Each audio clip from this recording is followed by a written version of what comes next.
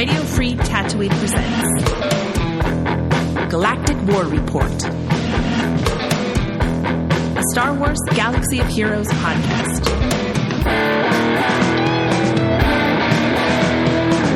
Boshuda, fellow Holotable hustlers, you're tuned into Galactic War Report, a Star Wars Galaxy of Heroes podcast that's better than some and worse than others. I'm Sean, a.k.a. the other Sean, and sitting across the Holotable from me today is Egnards, a.k.a.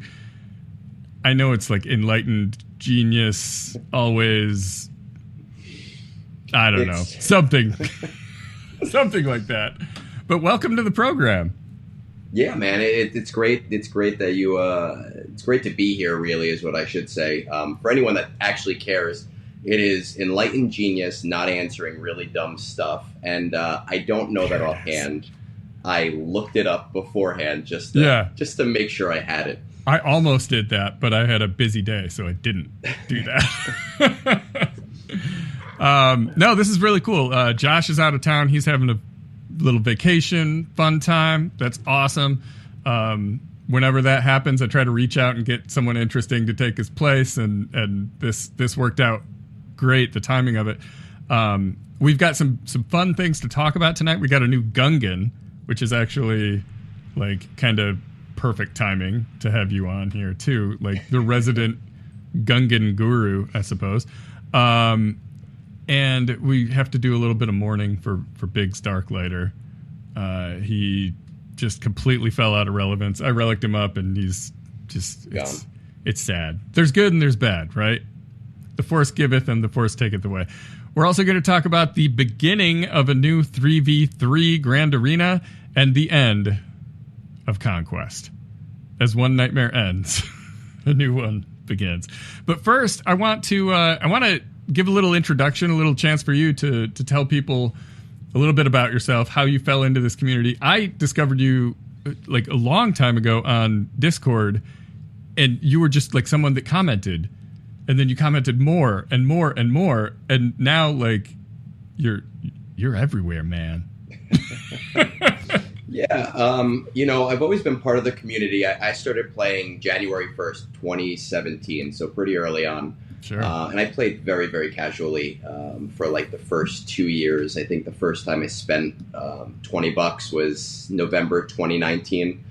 And I only know these things because of landmarks in my life that happened kind of close to those things. But obviously, COVID happened. We were all stuck at home. We were all bored. I'm a teacher. I work special ed. And I was sitting in Google Meets, and my kids weren't showing up, and there really was nothing that I could do other than sit in these Google Meets alone and occupy my time in front of my Chromebook.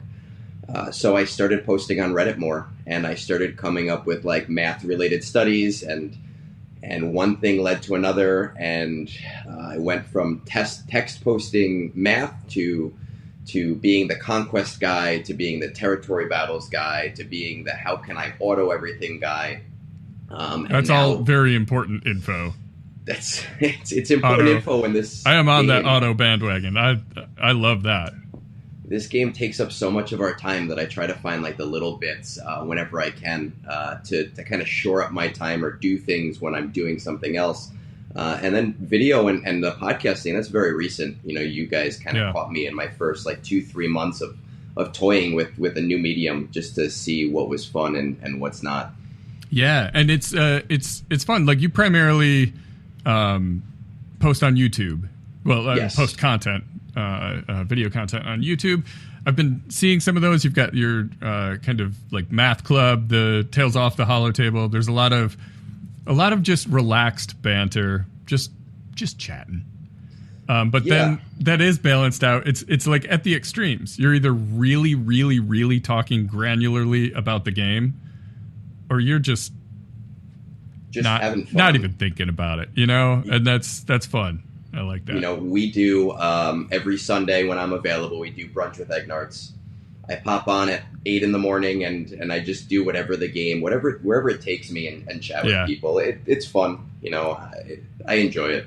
The chatting with people really is what makes it for me. And I know like every content creator that I've talked to has said something along the lines of like, why do you do it? And it's for the community, right? Like it's the people make it worth, like I would still put this podcast out there if no one listened because it's routine now, I suppose. But like hearing the chat, the messages you get, seeing people show up when you're streaming, or so. I had a stream today that was like amazing. I got rated, and like suddenly I had all these people watching me fail miserably. Failed. My Leviathan could not take out a profundity level. That's why I don't do GAC streams. Oh. I can't do it. Like this is what you get, guys. But anyways, I enjoy your content. I don't have. I'm a busy guy. I got kids. I work full time. I do this. I do Twitch. I do just a stupid amount of other obsessions, and so I don't have time to consume all the content that people put out there. But I do always look forward to your stuff when it pops up in the stream. That's like, I'll check this one out. You know, definitely worth it. So. Let's get talking about the game first, and then we'll come back to some of the nonsensory, because we do love a bit of nonsense here. First things we like to get into here is a bit of a Blurf Day celebration.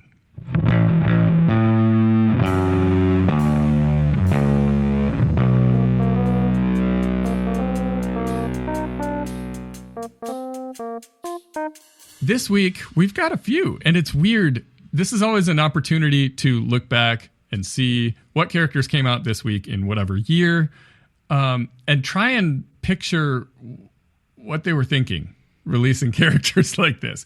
So I'm thinking back to 2017, and this was on the 30th, we had Ezra Bridger. Okay, cool. On April 1st, we had Pow. And then on April 3rd, we had Bodhi. So they were just doing marquees just to do marquees. I mean, they're supporting Rogue One, but it was just like boom, boom, boom. Phoenix is done. Here's Rogue One. Let's move on.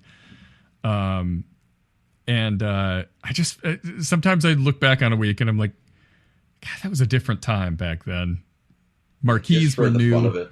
You know, we didn't know. And that was you started in 2017 when? Early? Yeah, actually January 1st. So like I'm looking at these dates, and this is not too long after I had started playing myself. So I bring this up whenever Rogue One characters come into the Blurf Day celebrations, that I think back on those and like, yeah, Pow and Bodhi came out, you know, on the 1st and 3rd, but like so many of those characters were tournament characters. Yeah. Like Jyn Erso, I remember was, and I think Cassian and maybe Krennic or something. And there's few things in this game that send a shiver down my spine quite as much as thinking about those tournaments and how I was Charlie Brown with the football. Like, I think I got a chance at this one. I think I could do this. Look at my position. And then 5 minutes from the end, I hear people talk about these tournaments, and like I played at the time, but I was so casual that like I didn't pay attention to any of that stuff, and I guess I'm glad that I did it. Yeah, it was. I mean, if you put in a lot of effort, forget it. You're still not getting anything unless you put in all the effort and all the money and all of everything. Whew. Painful. All right. Any chance to gripe about tournaments, I'll take it. But let's take a look at this week's upcoming in-game events, brought to you by swgohevents.com. For a complete list of past, present, and future events, swgohevents.com is a universe of info in a galaxy of heroes. On the 29th, we've got Contraband Cargo, always welcome, as well as a Galactic Challenge. This one's going to be Bounty Hunters. You're against bounty hunters, bonuses for Imperial troopers, and a territory war sign up number 318. On the 30th, we've just got an assault battle, fanatical devotion. The 31st brings us Profundity, the Fleet Mastery, Stardust Transmission. And then on April 1st, we've got a lot going on here. We've got an Omega battle. We've got Ultimate Journey. I hate to think that Ultimate Journey and Proving Grounds are coming on April Fool's Day. Like, what kind of tomfoolery is going to take place there? Maybe they'll give us Sims. That would be nice. Oh God, that was. It'd be It's lovely. April Fool's, though. There'd be a little sim button, but it doesn't do anything. It would work. I wouldn't put it past them for that one. If I worked there, I would pull that. I would absolutely pull that. I mean, everybody already hates them, so you might as well, lean into it. On the 2nd, we've got a fleet mastery for Home 1, and then on the 5th, we have an Omega battle, the Imperial Fleet. And that's it. I mean, it's not a super busy week, but we'll have another Galactic challenge. We just don't know the details on it yet. For some reason, they don't release that stuff anymore. Keep it close to the vest, I guess. They don't want us to know what to farm or what to hate. They don't want to give us the 8 hours notice. All right, before we dive into this week's top stories, I want to do a quick shout out for our Patreon supporters. If you enjoy what we do and want to be a part of our exclusive community, head over to patreon.com/Galactic War Report. Your support makes this podcast possible, and you even get to be in the VIP section of our Discord server for some behind-the-scenes banter. Now then, this is when I would say punch it, Pop-Tart, but there is no Pop-Tart, so I'll do the punching. We had an update today as we record. Introduced a couple things. Seer is now accelerated.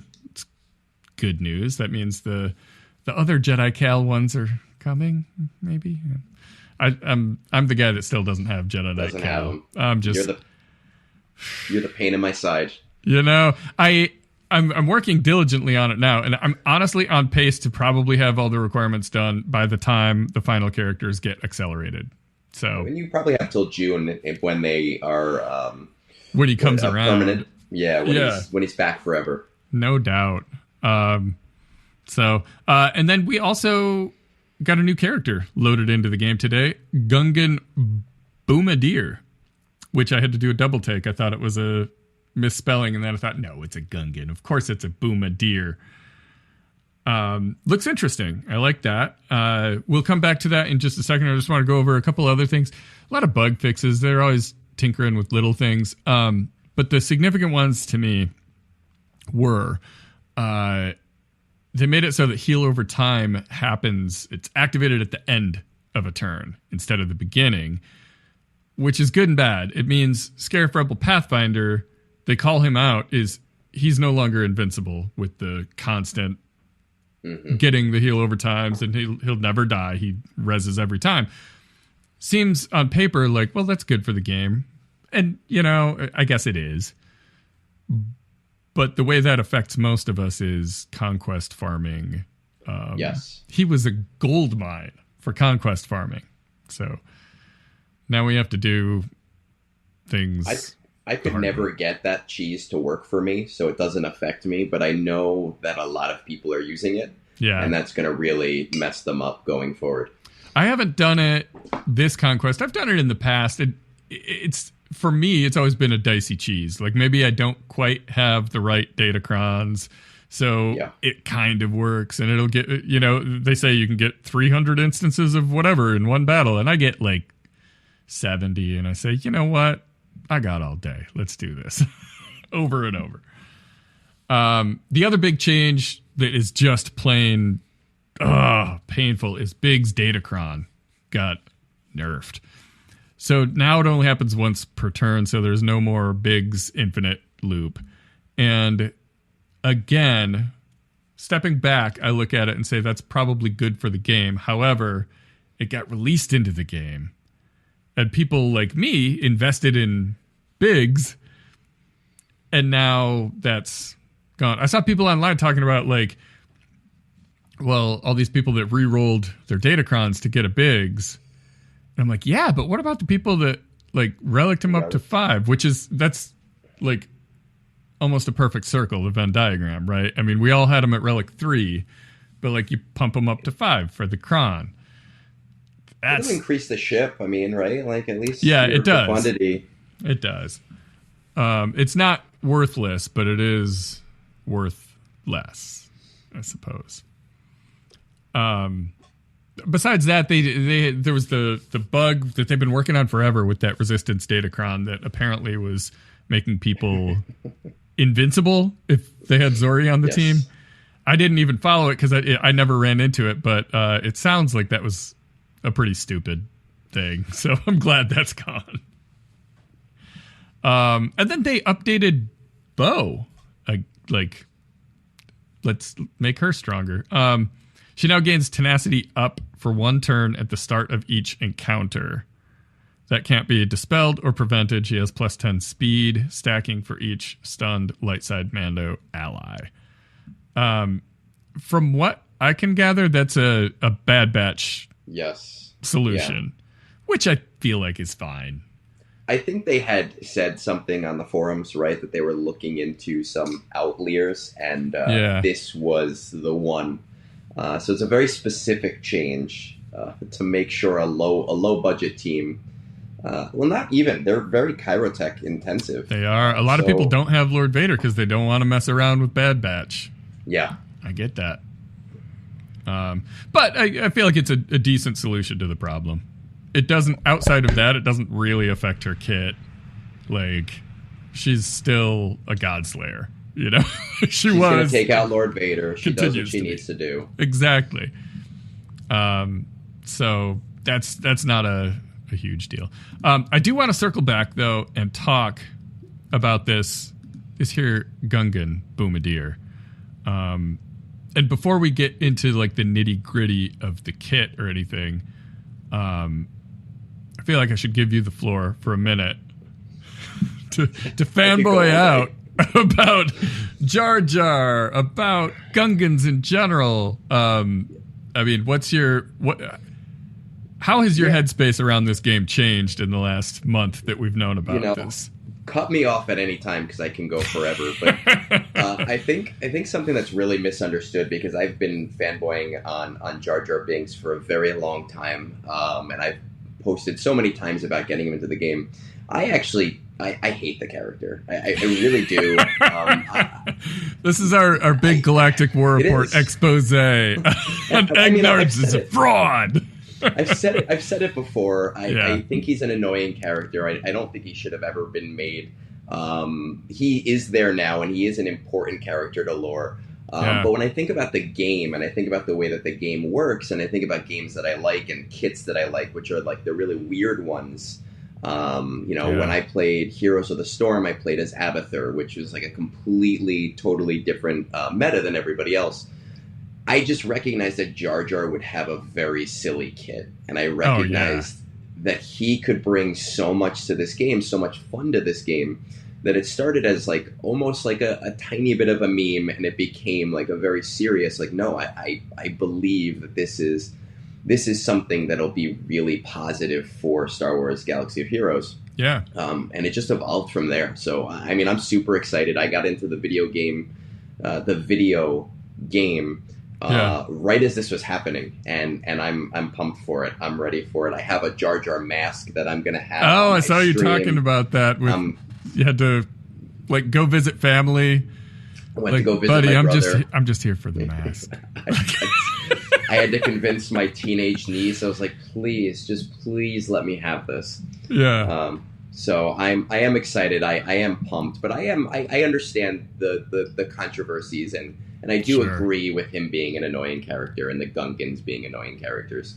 Yeah. I think I align on a lot of that, because honestly, I was of the age when Episode 1 came out. I'm like, I love Star Wars. This is amazing. And I go see it and walk out of the theater like, what just happened to me? Darth Maul is awesome, but what just happened to me?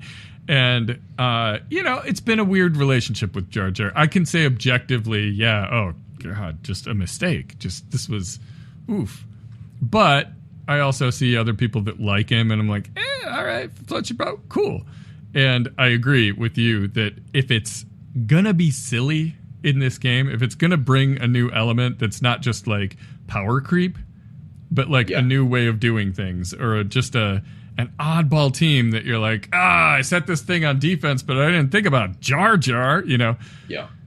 I love that stuff. So, yeah, perfect character to keep Star Wars weird, you know? Exactly. All right, so let's talk about this Boomadier here. I looked over his kit a little bit. I think he's... I like him because he's a little more simple than most new characters the new marquees come out, you know? It's pretty easy to understand what it is he does. So let me just go over the abilities first. He's got Catch This. It's his basic. Deals physical damage, and it's tripled if they're shocked. And then you gain speed up for 1 turn. His first special, he's only got 2. His first special is Cluster Booma. I have such a hard time reading these names sometimes. Not that I can't, but that, like, it hurts my heart sometimes to have to say Misa gonna blow him up or whatever. Deal physical damage to target enemy.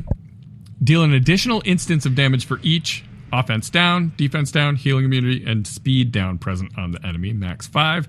Always deal 5 instances of damage to separatist enemies. Remove 1 stack of recharge from the ally shield generator per instance of damage. And then the only other maneuver is his Horn of Otogunga. And that is deal physical damage to all enemies. Looks really cool, by the way. He blows this giant, ridiculous instrument. And then 3 orbs fall from the sky. It's a whole visual. It's a very orb-heavy team treat. If you look at all of the a lot of balls on them animations. Deal physical damage to all enemies and inflict ability block for 1 turn. Separatist enemies are inflicted with protection disruption for 2 turns, which can't be copied, dispelled, or resisted. And you remove 3 stacks of recharge from allied shield generator, and it gains 2 stacks of plasma shielding. Swap turn meter with target other Gungan ally, and Boomadier gains frenzy for 1 turn. Target other Gungan ally gains accuracy up for 2 turns. So, I mentioned it's fairly simple. He's only got a couple things he does, but this one is like chaos. It's nuts. He blows the horn, and the tides of battle just...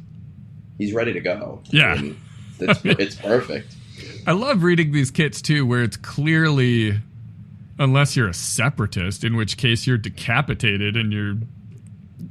You know, like, it just so clearly meant to screw over a certain team. And I don't know. Some people were worried, and I know I was too, because of the protection mechanic and them being very low health. Yeah. The, what is it, riposte, which I'm probably saying incorrectly. That's one of those almost French words. So I don't speak French, it doesn't matter. People were worried about like a trench team and Dooku. And I just think there's so many call outs right now to separatists that I don't think we have to worry about that. I know. I thought that same thing. It was like if they're really low health, I don't know Dooku's kit inside and out. I use him occasionally, right? But that does seem like could be an issue, but yeah, like you said, there's so many middle fingers in the air towards separatists from this team. At this point, there's 5 call-outs among 3 characters. We still have 2 more characters to go. I'm not worried anymore. I don't think any separatist is throwing anything at a Gungan team. Yeah, I tend to doubt that. I do question this seems, when there's that many call-outs, it seems like a team you're going to use on attack to take out that specific team, right? My question is, how important is it to be able to beat a separatist team? Is that an actual pain point? Trench in Territory Wars, maybe. Outside of that, I got ways. Not so much. I got ways to deal with it. You know, so maybe we got the stop. But maybe there's more separatist threats coming our way too. You know. And then, okay, so we've got one unique as well, Grand Army Specialist. This is at the start of battle. Gungan Boomadier loses 75% max health, there it goes, and gains that much protection. Gungan Boomadier has plus 30% defense penetration and offense. While an allied shield generator is active, enemies defeated by Gungan attackers can't be revived. That's actually quite nice. When you think about separatists, there's multiple ways separatists can revive. Can revive with Watt, yeah. Watt, Newt, and Django, all boom, boom, boom. That's pretty legit. Whenever Gungan Boomadier uses a special ability, gain 5% defense penetration and offense. Stacking persists through defeat for the rest of battle. While a Gungan ally has retribution, they're immune to target lock. So, brings a lot of, I mean, even if it's not a direct call out, being immune to target lock is an PG teams, yeah. indirect call out. The revive thing is an indirect. I mean, these guys are, they're on a mission. And I like it. I like it. So we're getting Jar Jar, obviously, still. And then the other one, it's the Phalanx. And that's got to be like a tank, right? Yeah. That's our tank, yeah. Yeah. That'll be interesting to see, especially with this low health, high protection, how he manipulates that. Or it's going to be weird. I mean, we see a lot of protection regeneration that goes on with this team. Mm-hmm. We see a lot of debuffs going on with this team. We see that shield generator is just going to go completely crazy in terms of supercharging the team with 500% defense, and I don't remember the other buffs. It's going to be a very tough team to beat, and I think in some game modes, it's going to be like an A- team. You know, it's going to be a pretty top tier no GL team to beat. It feels like it, for a while. Like kind of Star Killer level, something along those lines. And I am just seeing Tusken Meathead's portrayal of the Gungan Boomadier. And I'm telling you, this guy, he's got it. I thought some people got it. I was going to do a picture myself to rival it yesterday. I just didn't have time. It was such a busy day. I couldn't put together the 5 minutes to try and put something together. I mean, obviously, he spent hours on this. Obviously, it's a masterpiece. It's like Banksy. But I love that that was a professional endeavor. Someone got paid to do that, and that literally makes me very happy because I do things I like to think almost that stupid at work, and they pay me, so that's great. All right, so what else have we got? We got the Gungan. Let's talk Conquest a little bit. How's your Conquest wrapping up? It's your favorite. It is my favorite. I finished Conquest on Sunday. I got my 630. I found this to be one of the easiest in a very, very long time. I tend to track all of my conquests on my battles completed. And I tracked this one at 192 battles, which is the first one in a while that I've done in under 200. So that's how easy it is compared to the last 6 that we've had. Yeah. I feel like this one, you say it's easier, and it is, and it's got just some really different feel than the last few because of the different datacrons. Making it so that you can't just land a bunch of debuffs and you win. In the way that you used to, you used to be able to start up a battle with Reva and do one AoE and everyone's dead. Yeah, we have 2 shifts. I mean, we have 2 types of datacrons. We have the defense sets and the offense sets, and we've had the offense sets for the last 3 cycles, maybe 4 cycles. So it's been a while since we've seen these, and I thought it was going to make things harder for me, but I found that with the offense ones not on, I was killing things slower, so I could cheese better. Right, exactly. So it worked out. Like all those things where you have to do something a certain number of times. If you start a battle with Reva and you do an AoE and everything's dead, how many armor shreds did you just land? How many times did you blind or even those are terrible examples because she doesn't do that. But you know what I mean. How many purges did you inflict? Yes. 30, and then everything died. Done. So yeah, I feel like it feels more intentional, more like what they intend Conquest to be like. It's not that much of a slog. That said, I'm not at max crate yet. I think I'll get there, but I usually wait till the last few days, and then I map out like, okay, so what should I have been doing this whole time? It's the better one. And I'm right about there. I'm at the 5th box, like, well, I'm away to 6th, almost there. So I think I'll get it. Every Conquest, I tell myself, I'm not going for this guy. I'm not going to max create it. I don't care. But just the completionist in me, I end up doing it. I wake up very early in the morning, 5:45. That's my normal time. And I just lay in bed. I do my entire day's Conquest before I get out. Yeah. Just to get it over with. Yeah. That's it's a part of my morning routine as well. I generally get up. My wife and I both do Wordle. So we get coffee. We're in our robes on the couch, Wordling. And then who knows what she goes off and does. But I sit there and Conquest.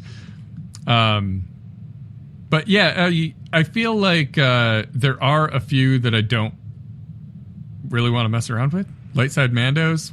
I don't have bow. So that just feels like there is a few of those. You can do it on the Sector 1 Bounty Hunters.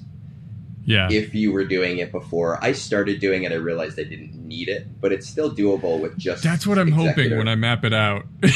Yeah. Is that I won't need it. But I don't know. I also always get the $10 pass. So I get some extra stuff. So I can afford to get second to last crate every now and then. And like maybe I don't stress out that much, but we'll see. How about Grand Arena? We are now in 3v3. Back at it with a new batch of Datacrons. Have you done your attack yet? I started it today. I got home from work. I saw what my opponent's defense is. It's no surprise, anybody listening who knows me, I'm a GAC turtle. So I throw all of my Galactic Legends on defense and just do the best I can with what I have available to me. My opponent has set up fairly easy defense, and with now Darth Bane, I think that I can at least take out 2 sectors. And usually that's enough for me, because having 7 to 8 GLs on defense, it throws a lot of opponents off. Yeah. I that's what I logged in to see is this person. I had a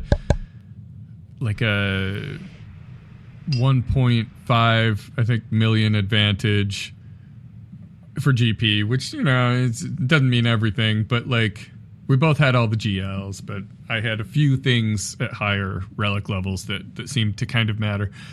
So I log in and I see that they basically turtled, like everything except Sith Eternal. Are you playing me? I know. So I don't know. I thought, man, that seems like a lot to cut through, but I stream online, so I gotta cut through it. Let me tell you, Darth Bane against Leia, it's not a long fight. Everything dies, and he just stands there laughing. It's so good, with his Datacron, of course. But that was illuminating. It's beautiful. Mine's only R5 right now because I can't afford that. He could probably do stuff. it. And he takes out Lord Vader's like nothing. It's great. Yeah. He's in the ever expanding club of those who can wipe the floor with Lord Vader. That's fair. Yeah. So I mean that's going fairly well for me. I ended up doing a full clear. Like I said, I was streaming and my channel got raided and all these people showed up to see me lose a fleet battle that I had no business losing. Everyone was in the chat like, "Oh my God. Never watching this guy again." Yeah, I know. Ugh, painful. But I'm compelled to do it, but I won't learn from my mistakes. I won't. I'm forever Kyber 2. Same. So we have this tradition here that we don't ever I don't think we ever did. I can't imagine we'd have forgotten this. We don't ever end an episode without giving people what they actually tuned in for. We make them listen to the first 30 to 40 minutes for us. But then we give them the payoff and we tell them who we're grinding. So, Egnards, who are you grinding? I mean, I feel like that's just very, very obvious, right?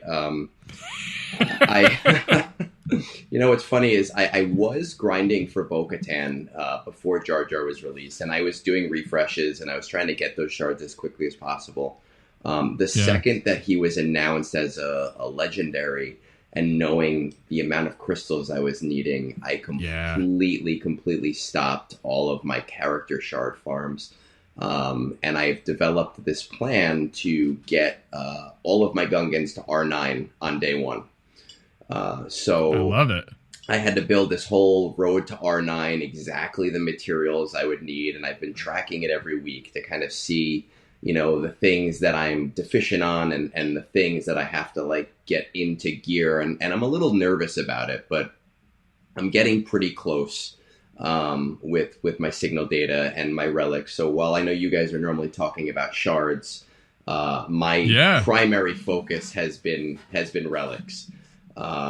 So for example, fractured signal data, I need 825 to get there. I'm at 770. I was at 772 last Friday. I'm at 797 now.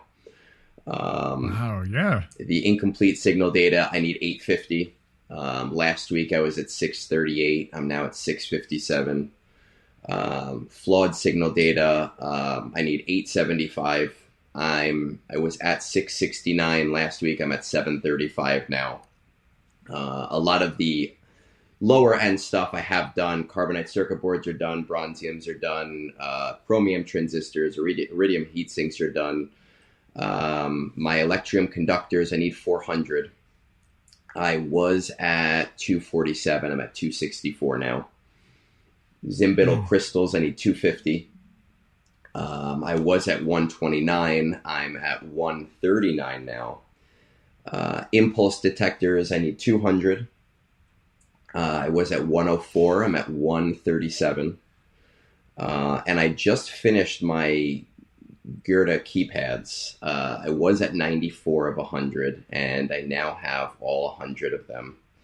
Man. I plan on doing all of the Omicrons. I have 135 out of 140, and I've isolated my crystals needed to be 74,941. So I'm that exact. God. Last week I was at 64,600, and I can't make this up. I'm at 66,600 right now. So that nice 666. Oh, that's Hail Jar Jar. So I'm getting there. I'm slow but steady getting there. Man, that's so. So without doing any hard farms, any crystal or shard farms, how are you spending that energy to get? Obviously you've got your daily energy you're spending, certain nodes that you're using to convert to salvage, or the people know me on Reddit, and they are always asking me what spreadsheets do you use and what utilities do you use, and I fly by the seat of my pants. I figure it out as I go along. I'm doing my 3x normal just for Chirotech for later, and just to make sure I have enough. I'm obviously we don't know exact gear requirements, but I'm pretty sure I have enough gear. I think I have 1,300 shock prods, 1,300 battle computers at this point. I'm doing my 3x Cantina refreshes. I'm not doing any mod refreshes right now because I need to save those crystals. And I have at least 500 of every G12 gear. So I'm not doing any ship refreshes right now. Every day I see what I have the least amount of. And I just do that one. So I'm trying to conserve my crystals as much as I possibly can so that I don't have to spend any money for this, because I'd love to be able to say, hey, I did this not as a free-to-play player, but as someone who has not spent in a very, very long time. Yeah. Yeah, that's amazing to me. Those numbers, like, it makes sense. But I've never really calculated what a whole team's going to need to go that high. And, God, it's insane, right? It's shocking, right? A whole R9 team. It'll be my first R9 team. I'm excited to use them in territory battles. I was about to say, territory battles, that's going to be incredible. I'm super, super excited just to see how they do, especially with the Omicron on Captain Tarples. That is probably a waste, but I don't care. I need to do it. And if you're going to do the thing, you got to do the thing all the way through. Yeah, that's... man, that is quite the mission. I'm going to make it happen. I just level stuff up when I see that I can. So that's what I normally do. I don't normally get things first run. I'm normally a second run player. So Bo-Katan I was anticipating getting in January, February if Jar Jar wasn't announced. I'm a simple, like, hey, I have this shard farm. Let me do this shard farm. But right now I can't afford to do it. So I'm going to, wait it out until it's done and see where my crystals are. Yeah, that's smart. Commendable. I'm sure I could do it. But do you want to, right? No way. That sounds like an awful lot of self-control to me. I've been clamoring for it for so long that I feel like it's expected of me, and I think it'll be funny. I do things because it's funny. I do things because I find it funny, because I get a kick out of it, and this is one of those times in my virtual life where I'm getting a kick out of something, so I'm going to do it. Yeah. No, I get that. I've made a couple, not quite on that scale of investment, but a couple meme things I've done in-game are, one, when Omicrons first came out, my very first Omicron was Rose, because everyone said, well, she's a terrible character with a terrible Omicron. And I said, oh, yeah? I'm going to do it. Look at this. And you'll all be, well... It's not that bad with They Zori. were right. No, it's not. So when Zori came around, I was like, okay, so there's some use for it. And then the other was, I was the world's first, outside of like beta testing or whatever, but I was the world's first Gear 13 Rolo. Okay. Because we looked at the list of who on .gg, no one had a Gear 13. Like, there was like 5 characters. And I'm like, I'm not doing Jedi Knight Guardian.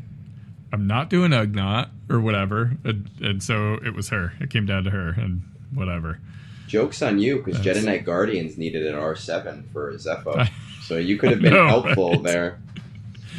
No, I think about that sometimes, the things that I'm willing to upgrade and the things that are more self-serving. And the self-serving things always win. So if it's something the guild needs for platoons, I'm not that guy. They don't ping me. They know I'm not that guy.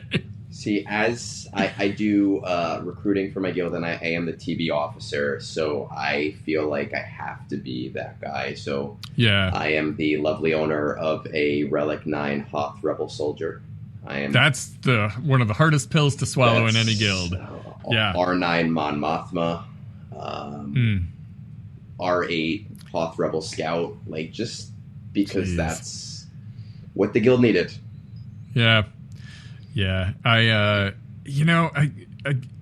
could, obviously, if I can do that with Rolo and with Rose, I could do that stuff. But we've always had enough big dogs in our guild that it's never like, they'll put out a call, hey, who wants to take Ugnaught to Relic whatever, and someone jumps in, I already did it. It's done. I love those guys. They're my favorite. I know, right? And like, so then someone will leave, and suddenly we need someone else at this weird Relic level, and it's like real quiet for a second, and then someone jumps in and says, I'll do it. Okay, cool. So, so I mentioned, like, that's a very thoughtful grind. Now let me show you what I'm working on. Something completely different. Something more smart. I stuck with that Bo-Katan grind, and I'm getting there. I've got IG-12 and Grogu up to 18 out of 100. That's my bottleneck. They were just at 6 stars last week, so I only got 18, which feels like kind of bad for doing. I do a 25 refresh every day on it. Right, so 10, like 18 is kind of rough. 17 battles. Similarly with Saw, I went from 71 up to 96 out of 100, so that's just about done. Oh, that's my Cal stuff. But then also Tarful from 7 up to 32 out of 100. And I moved Seer back up into my favorites because I am going to take her to Relic 7 so that when I get Cal, I can do the thing. Plus, I mean, that's an awesome team. It really is. I have minimal investment in it. I need to like bump them up in Relics a little more. It's killing me not to I don't have Malicos at Relics right now, and it's killing me not putting that team together because they're just they work so well. Especially when he had his Kron, I took him up to Relic 5, and I know if I would have gone higher, he could have got me a couple holds or something, you know. But the other Bo-Katan things, I got Paz up to Relic 7, so he's done. And Kelleran Beck is 49 up to 62 out of 85. So that's the bigger bottleneck, actually. That's going to be a minute. But I'll keep at it. It's worth it. She's amazing. I can't wait to use her in 6 months. I know. That's when I look at Amidala, that's when I'm like, or not Amidala, I'm sorry, the Jar Jar, the prospect of Jar Jar. It's going to be a minute. Speaking of Amidala, we will talk about her on this podcast. It's going to happen. Just not tonight. This is the Gungan edition.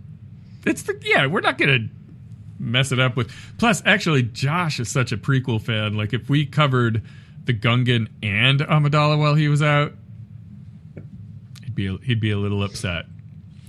Other things that I did this week. Let me see. I took Jawa Scavenger from Gear 12 up to Relic 3 because I'm going to have a Relic Jawa team. I moved Dathcha into my favorites once I get him to Relic 3. If Jawa Datacrons ever come around again, I'll be letting you know how they go. Just in time for the crate raid. Yeah, exactly. Wait, that was a year ago. The challenge crate raid. There you go. Ooh. And then I took Darth Bane up from Relic 7 to 8 because I don't know. I just thought, man, he's supposed to like not solo stuff, but like duo stuff, and I feel like you gotta invest in him, and I don't regret doing it, but like he's so dominant that I was thinking, do I need to take him to 9? No, God, no, I don't. He is amazing. And I was one of those stubborn guys that stuck him with Sith Eternal when he first came out because that's the plan, is it's the two of them, you know. Him and I used Sith Assassin today, but him and a garbage Sith is just perfect. It's so good. I slapped a Zeta on Saw Gerrera's lead because he's almost 7 stars. I can relic him up, and then I can actually get my money's worth out of that Chirrut Datacron before that gets nerfed as well, hopefully. And then Omicron, I gave Darth Bane his second essence of dominance, and I thought, at the time, I would entertain the idea of doing all 3. I just don't see that it's necessary at this point. He's so darn good. If you hadn't gotten my opinion on Darth Bane, it's pretty high. And then Datacrons, man, this Conquest, I don't have an explanation for why I am where I am, but I am in trouble because I'm not at max crate and I have literally 3 Datacrons. 3. Oh my goodness. I've got a Darth Bane. I've got a Holdo that was a Finn, and I re-rolled it into a Holdo. So it's a Finn for this Grand Arena, but it'll be a Holdo next time.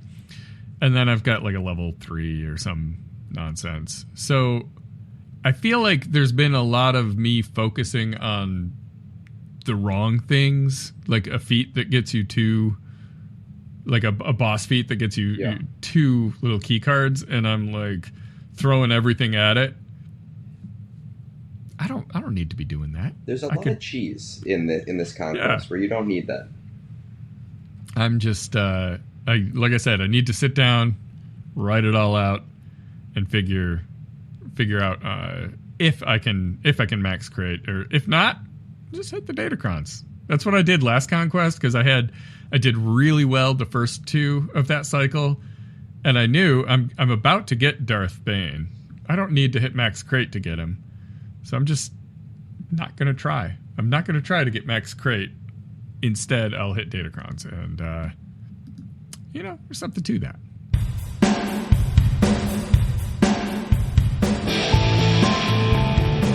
Well, that's all we got for you this week. It may not be the best advice, but at least we didn't recommend you take all your Jawas into relics.